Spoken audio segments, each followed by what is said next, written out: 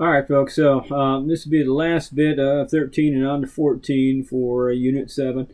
Um, Most folks just don't understand how we end up in the war. We understand that there's a lot of pushing and shoving going on. There's a lot of arguing. There is a lot of discussion about whether or not slavery is right or not. And here's the thing. It's going to be put right in people's faces. You need to look at Harriet Beecher Stowe and her book, Uncle Tom's Cabin. There's an argument about slavery right, slavery wrong. The South is going to say, hey, listen, we take these poor African souls, these know-nothings, these poor underprivileged people, these uneducated people, and we baptize them, we Christianize them, we watch over them and take care of them much as if they were family. They're going to push something called paternalism.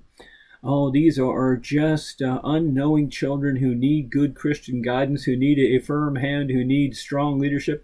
And that's really what we give them, is they're almost like family to us. We treat them that way. In the North, it's going to be okay. We have children, we have family. We certainly don't treat them that way, so we know what you're talking about. The South is going to say, hey, look, it's biblical. If you look in the good book, even, the fathers of our Christian religion, had slaves. They were slaves and did nothing about it. And so this is an ongoing argument. And what Harriet Beecher Stowe is going to do is she is going to show slavery in its true form. She's going to show, well, here's paternalism, what you think about it. But look, the folks are still being mistreated. And then here's completely other side when we start to look at the evil slave masters, when we start to look at the abuse, both emotional, physical, and sexual abuse, and she paints it in all its ugly colors.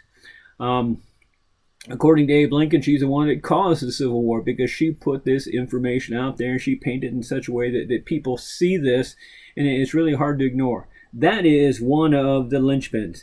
We start to look also, like I said, about Bleeding Kansas, about the sack of Lawrence, about John Brown, who is pictured later on when he does his whole Harper's Ferry thing as an icon of, this whole freedom policy. But when he commits the Potawatomi massacre and the Bleeding Kansas acts, I'm sorry, I'm not all about him. I don't think he's that good of a human being. Although it is quite interesting. This is also the introduction of the Lincoln-Douglas debates that I mentioned earlier. So there's a lot of things going on that are bringing this to the fore. And when John Brown goes in and tries to create this slave insurrection at Harper's Ferry, it's going to be hard to ignore after that. I have trouble looking at how civilized people become uncivilized people, and this is one of those points in time. The book talks about the Charles Sumner caning. Folks, canes are really popular at this point in time. I have a walking stick. Now, this one is a little bit thicker. The one that Charles Sumner uses is actually created out of cane, which is a little bit lighter. But here's the thing. This is what they beat their dogs with. Folks, I don't mean to be brutal, but if you notice, this is slightly larger than my thumb, but not much. The old rule of thumb applies to this particular point in time. Did you realize in this day and age that it was against the law to beat your wife with any stick that was larger around than your thumb? Which means pretty closely, I can almost beat my wife with this. And so it's not amazing. Of course, if I tried, I would be the one that got beat with it, but it's by that legal standard. The reason I bring this up is because we are bandying words. We are fighting with words. We are arguing about the principle of slavery. And the South is going to claim honor. Okay? It's going to claim honor. It's going to claim that all this is just an argument and affront to them. What I think is most interesting is we're going to have a discussion. And the discussion is going to be in Congress. It's going to be about slavery. And one of the free soilers will stand up and he will talk about the righteousness of this cause. He will talk about the righteousness of what's happening. And he will despoil the reputation of a good Southern gentleman. And what will happen is he will be working late, actually on the floor of Congress, when Charles Sumner will walk in, and he will walk up behind him, and he will take his cane, and he will just take and beat him until the cane actually snaps. Ah! And that kind of thing happens right there. And what happens is this: he's normally a relatively hot-tempered guy, and we're relatively peaceful people. But once we see this happen, there's two ways of looking at it. The people from the north are just horrified that anyone could possibly stoop to this. The people from the south are going to give him new canes. He's going to get censured. He's going to be kicked out of Congress, and then they're going to re-elect him and send him back with a new supply of canes. This is a discussion about honor. This is a discussion about slavery. This is a discussion about way of life. And so it's not a real shock that it breaks down, because people are going to feel like it's an attack on their very fiber, on their very ideas.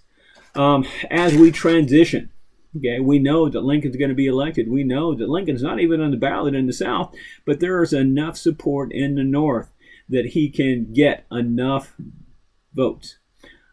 Here's the thing: he doesn't have to have more than half. All he's got to have is a certain percentage. He gets that percentage, he's elected president.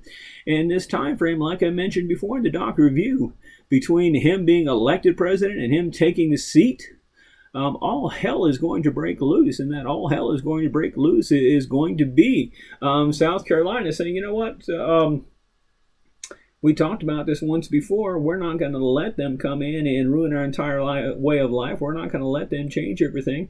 And we know that Lincoln is one of those darn abolitionists. And so what we're going to do is we're just going to take our toys and go home. They feel that they have the strength. They feel that cotton, because they're going to implement a policy called King Cotton. Cotton keeps the northern factories working as far as textiles. Cotton keeps Britain working in textiles. It keeps France working in textiles. They feel like if they go and they declare independence and they get a hassle from the United States, that they can go ahead and withhold cotton, and Britain will come to their aid, France will come to their aid, that the northern factories will be broken, and they'll be able to get what they want by holding cotton hostage.